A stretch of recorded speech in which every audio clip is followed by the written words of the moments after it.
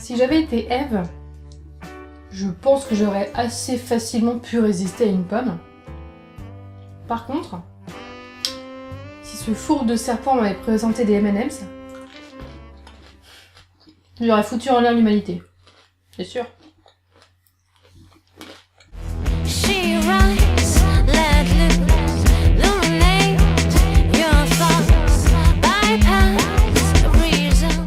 Bonjour à tous et bienvenue dans l'épisode numéro 56 de Junk on the Well. Encore des M&M's entre les dents. Ces derniers temps, le corps des femmes avec des rondeurs ont pris cher.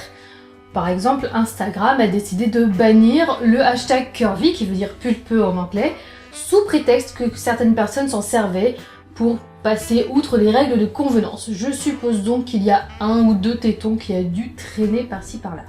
Et puis Lou Doillon a fait cette très maladroite interview dans le journal espagnol El País où, globalement, elle explique savoir quel est le bon féminisme du mauvais féminisme. Par bon féminisme, entendre elle, parce que elle est capable de foutre son mec dehors, d'avoir ses propres revenus, d'élever son fils seul, parce qu'elle assume enfin son corps qui n'est pas celui de Laetitia Casta.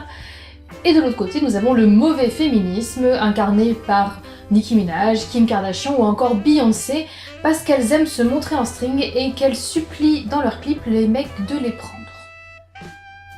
Ces deux événements ont évidemment secoué pas mal de femmes en forme, avec un S, et ça se comprend. Alors je vais pas m'étendre 50 ans sur ces deux sujets-là parce qu'il y a eu beaucoup de discussions à leur propos, mais je vais juste y passer rapidement avant d'aller un peu plus profondément dans la question de la vulgarité des corps. Instagram, vous êtes cons. Juste. Là, vous êtes juste cons. Pensez que c'est d'enlever un hashtag, d'interdire un hashtag qui va empêcher les gens qui enfreignaient les règles de le faire avec un nouveau hashtag ou d'une nouvelle façon. C'est juste con, et en plus de ça, ça blesse des dizaines de milliers de vos utilisatrices. Donc je ne sais pas qui chez vous a eu cette idée, mais il aurait mieux fait de prendre un deuxième café. À la tienne Maurice. Lou Doillon, mauvais coup aussi. Malheureusement, tu n'as choisi que des femmes non caucasiennes. La bonne blague. C'est dommage, parce qu'il y en a plein d'autres, des blanches, qui font la même chose que ces femmes-là. Mais bref, je peux comprendre à la limite où tu veux en venir, tu as ta vision du féminisme, tu es fière de t'appeler telle quelle, ok, mais tu ne comprends pas que les femmes puissent l'être d'autres façons. Je te félicite, tu représentes parfaitement l'oppression masculine de ces derniers siècles. On est bien en 2015, je pense que ta grand-mère qui a lutté pour que les femmes aient le choix doit être vraiment très très fière de ton intolérance. En attendant, ça m'a donné à réfléchir à quelque chose. Pourquoi est-ce que certains corps de femmes peuvent être exposés nus ou quasiment sans que ça ne choque personne, et d'autres ne le peuvent pas? Est-ce que c'est une question de vulgarité? Apparemment. Mais qu'est-ce que c'est que la vulgarité d'un corps?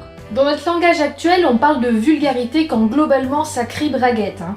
Donc, comme on l'assimile généralement à quelque chose de péjoratif, ça veut dire que le sexe, c'est mal. Surtout quand ça vient de la part d'une femme. Alors si je réfléchis un petit peu aux dernières fois que j'ai entendu une femme être appelée vulgaire, je vais prendre 3 exemples dont je me souviens, ce sont des exemples assez différents.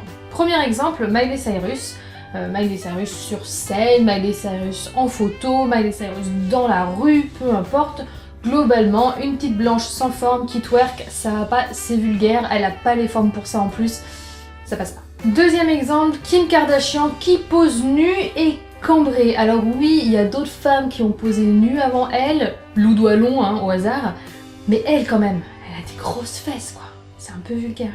Troisième exemple, une fille que je côtoie qui a été qualifiée de vulgaire par un homme à partir du moment où il a compris que son attrait pour elle n'était pas réciproque. Donc elle est passée de sexy quand il s'est rendu compte qu'il s'intéressait à elle, à vulgaire quand il s'est rendu compte qu'elle ne s'intéressait pas à lui. Les 3 cas sont assez différents et les 3 femmes aussi, et pourtant je vois un point commun.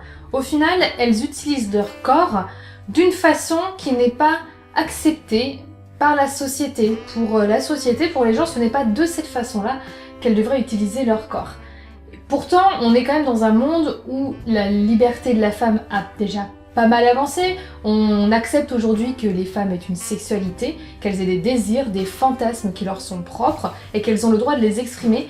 Pourtant, ça montre bien qu'on est loin d'être au bout du chemin, même si, encore une fois, ce n'est pas parce qu'on montre son corps ou qu'on le met en valeur qu'on est forcément en train de demander du sexe. Alors je reviens un instant sur l'interview de Lou Doillon, puisque dans son interview elle dit que certaines de ces femmes qu'elle dénonce ont une sorte de syndrome de Stockholm, puisque comme elles sont un peu visiblement frustrées qu'on leur tape plus sur le cul et qu'on ne les traite plus de chiennes, eh bien elles le font elles-mêmes.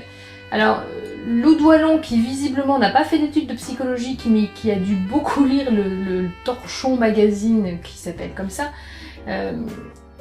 doit penser que les femmes ont lutté pour pouvoir dire non au sexe et être frigide. Moi, c'est ce que je comprends. Quoi, je fais un raccourci? Pas tant que ça. La libération sexuelle des femmes, ça veut dire qu'elles ont le droit de faire ce qu'elles veulent.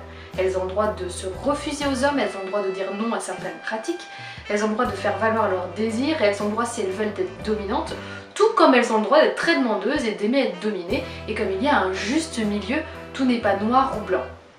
Et de la même façon qu'il y a plusieurs façons de vivre sa sexualité en tant que femme, il y a plusieurs façons d'assumer son corps.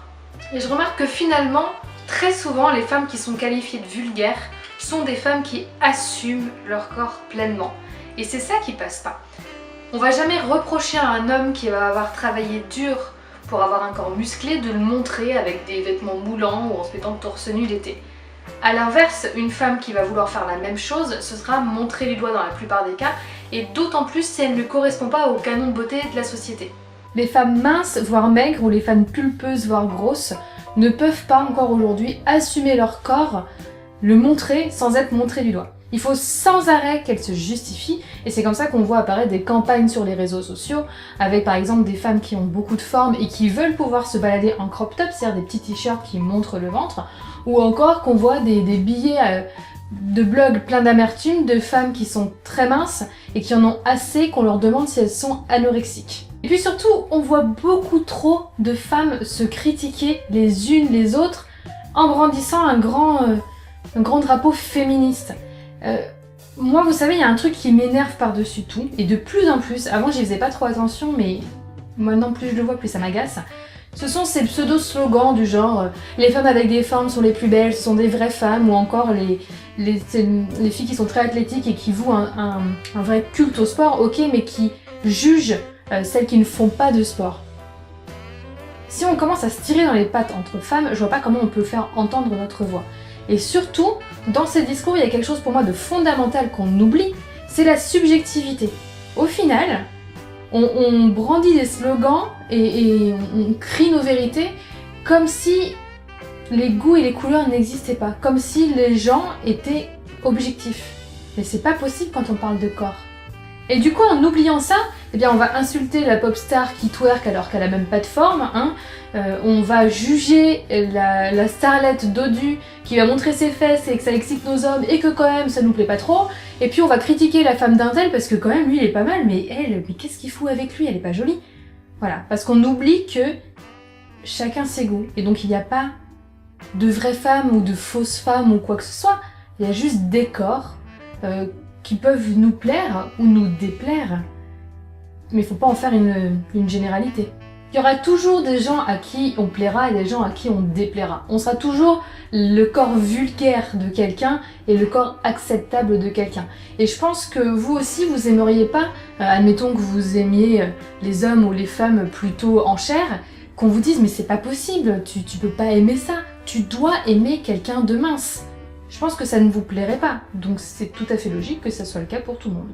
Un corps qu'on juge vulgaire finalement, c'est peut-être tout simplement un corps qu'on envie ou un corps qu'on n'aime pas, mais ça c'est notre problème, on n'a pas à le faire ressentir à la personne concernée. Et pour pouvoir se dire féministe, je crois que ça commence par là.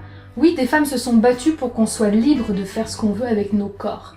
Donc si on commence à se friter entre femmes et à se juger pour la façon dont les autres utilisent leur corps, comment est-ce qu'on peut être prise au sérieux quand on essaye de rentrer dans des choses un peu plus profondes ?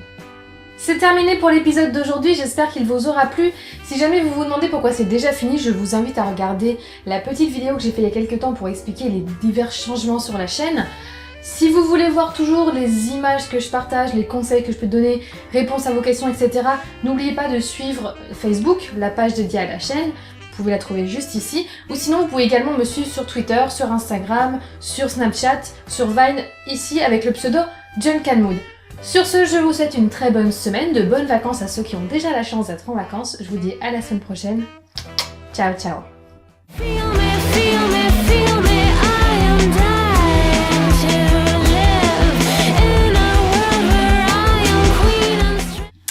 Et vous savez là où il faut encore qu'on avance sur l'égalité des hommes et des femmes? C'est qu'aujourd'hui, quand les hommes imitent les poses des femmes qu'on juge vulgaires, ça fait rire les gens. Eux, ils font rire. Et nous, on se fait insulter. On a encore du chemin.